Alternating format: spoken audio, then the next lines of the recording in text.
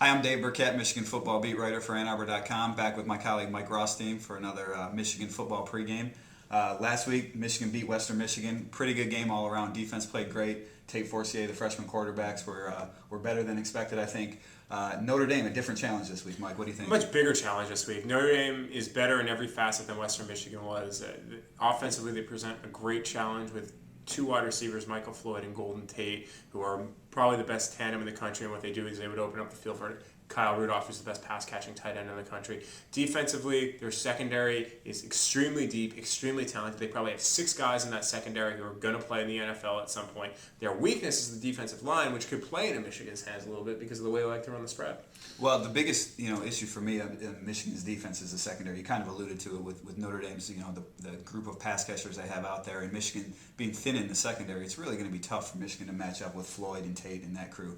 And so what Michigan's going to have to do is they're going to have to get Brandon Graham, that defensive front, going. And then you mentioned Michigan's offense. I mean, I think we were all a little bit surprised at how Tate Forcier played last week. Very poised for a freshman. Denard Robinson came in, gave him that the running look out of the option from a quarterback, and I think they're going to have to do a little bit more of that this week. Maybe not run the ball, Right. but keep Notre Dame off balance, because Notre Dame under John Tenuta likes to get after it. You know, that's the thing. That's the interesting thing for me is that how much does Notre Dame defense take away the pass and force them to run? Because if Tate Forcier can keep Notre Dame's defense honest, it keeps Tenuta, like you said, from pressuring a lot and sending a ton of pressure.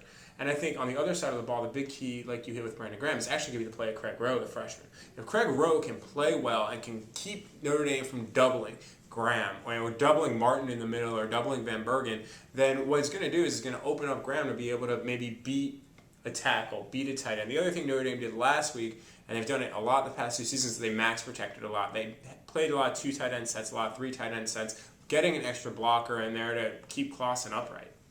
There's a few injury concerns for Michigan. Obviously, wide receiver Junior Hemingway, bad ankle sprain, doubtful for the game. Brandon Minor, running back, didn't play last week. They need him to be healthy. But let's end this with the prediction, Mike. I'm going to say Notre Dame. I picked Michigan to win last week. Close game. It wasn't that close. I'm going to pick Notre Dame by a touchdown this week. I just think Notre Dame has too much offensively.